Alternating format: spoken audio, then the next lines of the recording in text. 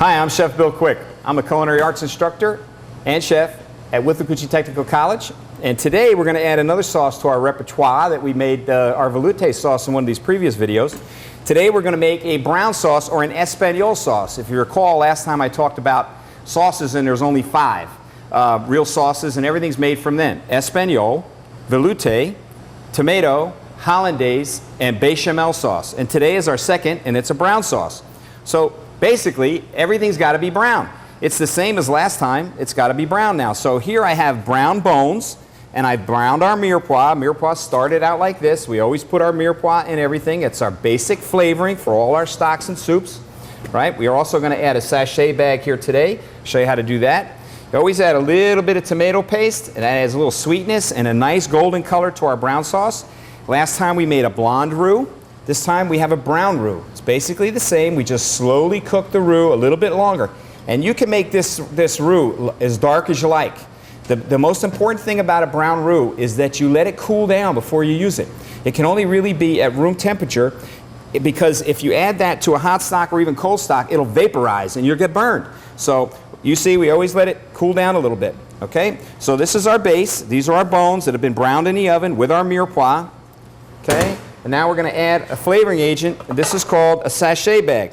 And you can put anything you like in a sachet bag.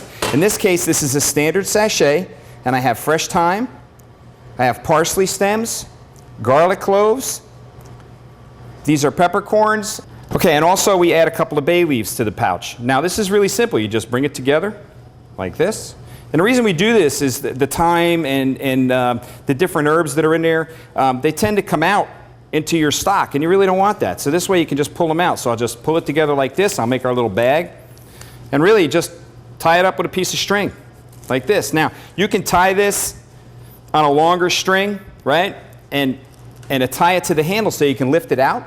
But I find a lot of times the string will burn. And then you have no string left to pull it out anyway. So you better just doing this, dropping it on top. And then we're going to take this to the stove. Okay, so here we are at the stove. I've covered this with clear cold water. This is our mirepoix, our roasted bones. We have our sachet bag and a little tomato paste. And I've covered it with nice clear cold water. And we always want to use cold water because I don't know if you've ever tasted hot water out of your tap at home, but it doesn't taste very good. So we always start with nice cold water. So now we're going to slide it over here. We're going to bring this to the boil. We're going to reduce it and simmer it for about 3 or 4 hours.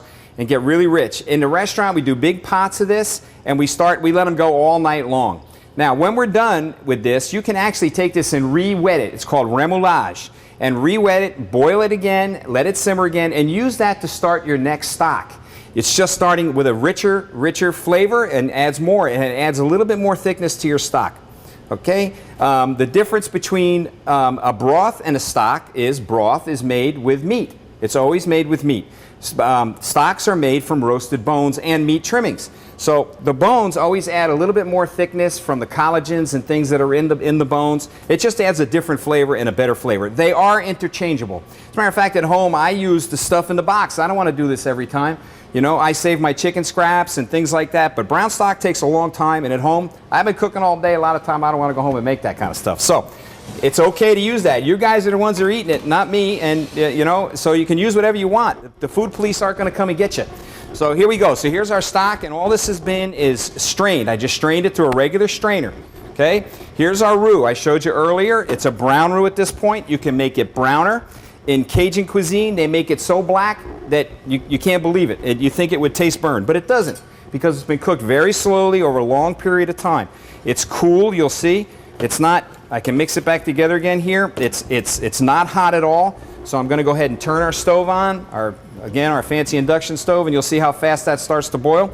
And like I said before, I make it just thick enough to pick up in the whip. So we'll go like this, and we'll go ahead and whisk some in now. And really whisk it in. It's got to come to the boil for the flour to gelatinize and thicken the stock. And brown roux, when you use it, has to cook longer. It tends, because it's been cooked, it tends to shrink the flour granules, and it takes longer for it to hydrate and bloom or gelatinize. So you see there's a boil already. It's already got some thickness to it. We'll add a little more. Okay, and again, you can add another sachet bag to this or whatever you like. And this is another base sauce. Ooh, that got really hot. So we're going to turn it down now and we'll let that simmer. So that's that. We have one that's pre-done here already, and you can see makes a really nice rich brown sauce. You can see really nice, and of course I would strain that one more time just to get any lumps or anything that we got in out of it. And so here we are. That's how you make brown sauce. I'm Chef Bill Quick, culinary arts instructor with WYKE Technical College. For information on this program or any of the other programs here at WTC, just give Student Services a call. Thank you for watching.